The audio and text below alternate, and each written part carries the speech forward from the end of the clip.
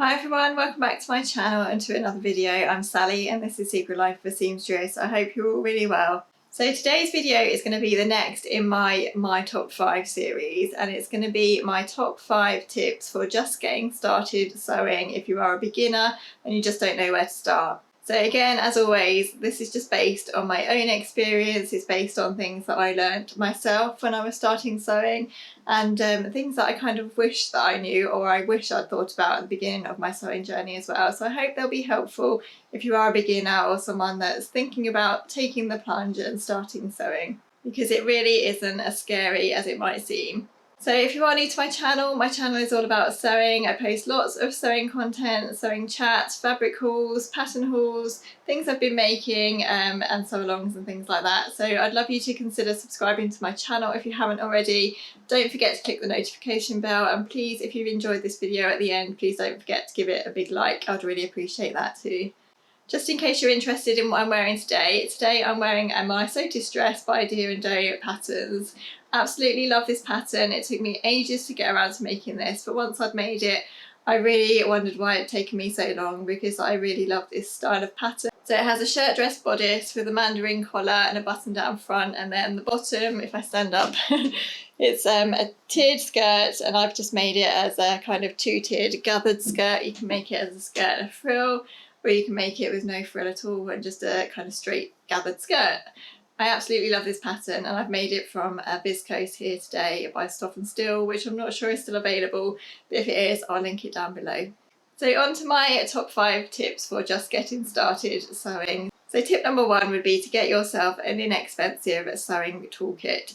So in my opinion, this would include a sewing machine. It doesn't have to be an expensive sewing machine. You can get a very cheap sewing machine from John Lewis, or sometimes they even have them in Aldi and places like that. You really don't need anything too fancy when you're just starting out sewing. Something that sews a basic straight stitch in different lengths and a zigzag stitch would be absolutely fine to make things for your home or to make basic garments. You don't need an overlocker or anything like that to get started. A zigzag stitch is perfect for finishing seam at the beginning of your sewing journey. You also might want to buy some sharp scissors, so it's often useful to have a pair for cutting fabric and a pair for cutting paper.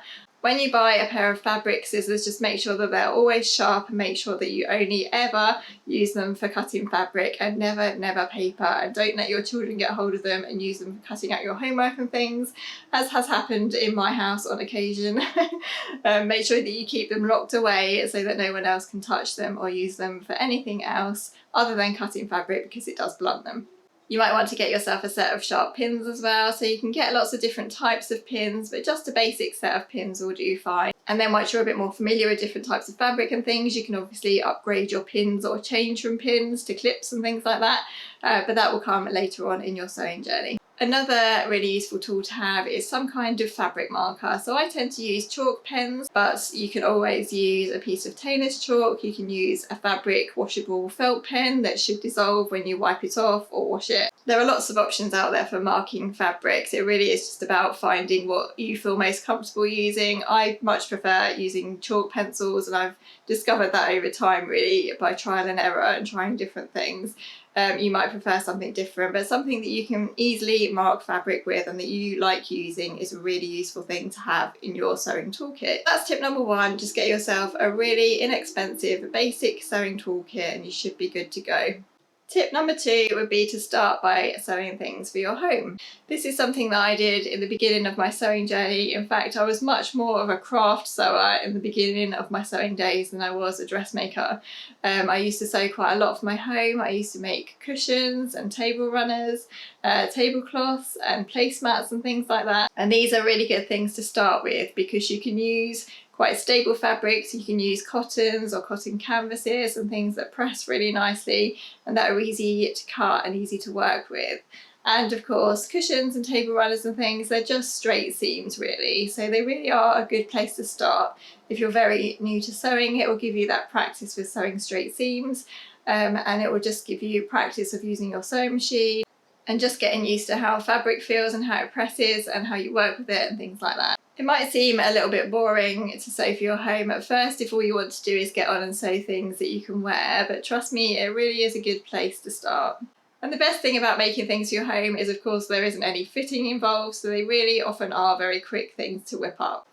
And of course, the bonus is that you'll have lots of lovely, unique things for your home that no one else will have. I have a tutorial on my blog of how to make this very simple envelope style cushion cover, so I'll link that down below if you are looking for a simple project or something simple to start with. You don't have to add the pom-poms if you don't want to. If you really are starting out and sewing for the first time, then you can of course omit the trim. But if you want to take your sewing one step further, then I'll show you how to add this cute pom-pom trim as well. Tip number 3 is when you're ready to start dressmaking, start with a pattern that is very easy to use and that you can use a stable fabric with. So in the beginning of my dressmaking journey, I spent a lot of time with this pattern, and it's New Look 6483. So this is a really basic top pattern, and it's a really good one because it has lots of different options that you can use. It's a very simple pattern. It's finished at the neckline with a facing, and there are no fiddly fastenings or zips and buttonholes and things like that with this pattern. It simply finishes with like a keyhole neckline at the back. You add a button and a button loop, and that's how it's fastened. So you don't need to try any buttonholes or put any zips in or anything like that. And I think this is a really good one for practicing your sewing skills because you can make it in a cotton. It works really well in a cotton fabric, especially for these sleeveless tops. Sometimes cotton can be a bit uncomfortable when you're wearing it with sleeves. That's just personal preference, obviously. That's how I feel wearing cotton.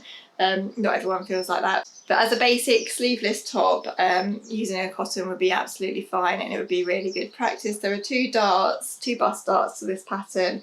So again, that's a good way to practice darts. The back is sewn in 2 pieces with the centre back seam. And then, as I say, it's just finished with a keyhole opening at the back. And then when you feel ready to try something a bit more adventurous, you can actually add sleeves to this pattern. So you can make a top with sleeves that doesn't need any buttons or buttonholes or zips or anything as well.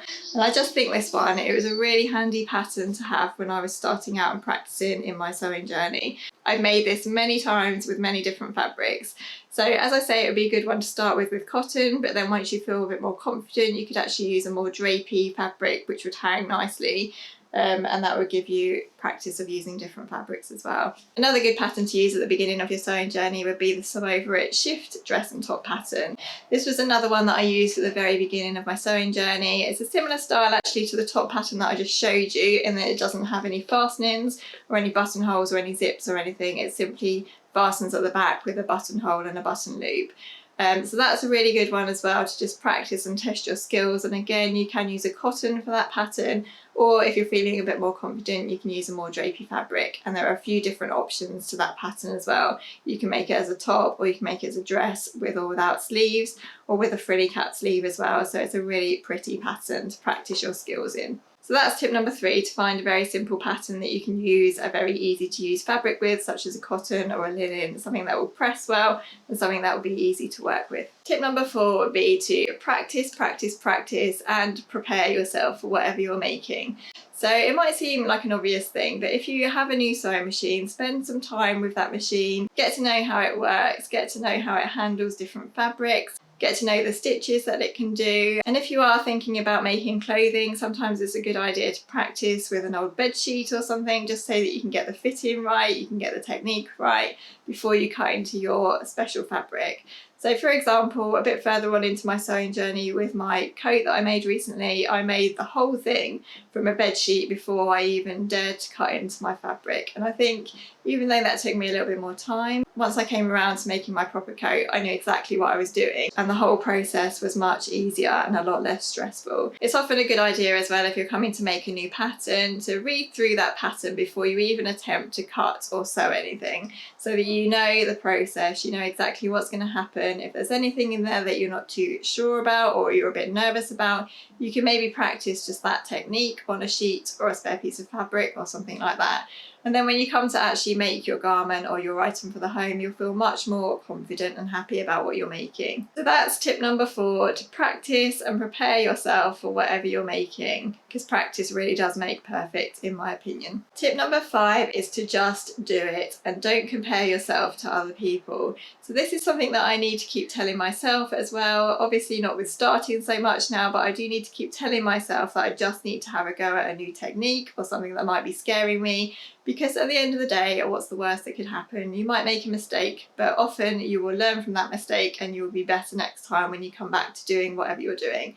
So if you are a beginner or someone that really wants to start sewing but just hasn't had the confidence yet to get going, then I would say just do it. There are so many people online or on Instagram or on YouTube that are out there that can help you. There are so many helpful YouTube videos and tutorials and things, and they are really helpful as well to watch and to learn from when you are starting out. At the end of the day, it really is just all sewing seams. They're just sewing seams in a different order, in a different way. Well, that's what I try to tell myself often anyway.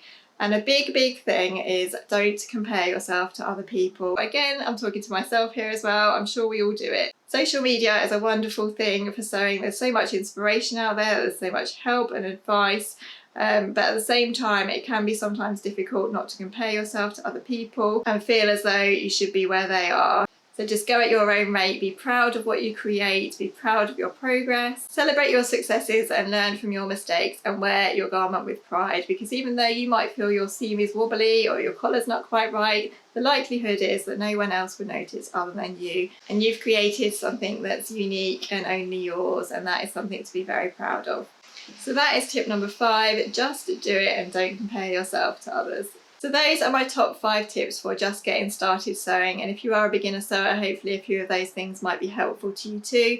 To be honest, I could have gone on, but I'll stick to 5 tips for now, and maybe I'll make another video in the future sharing my other tips and things that I could share, because there has been a lot that I've learned in my own sewing journey, as I'm sure there has been for all of us. So do let me know in the comments below if you have any tips or anything you've learned that you can add to my list as well, because I'd love to know. Please don't forget to subscribe to my channel if you haven't already, and don't forget to click the notification bell so you don't miss out on any future videos, and I'd love it if you've enjoyed this video if you could give it a like too. I will link below all of the other videos in my top 5 series as well, so that you can go and watch those if you'd like to. Have a lovely day whatever you're doing, and I'll look forward to seeing you in my next video. Bye!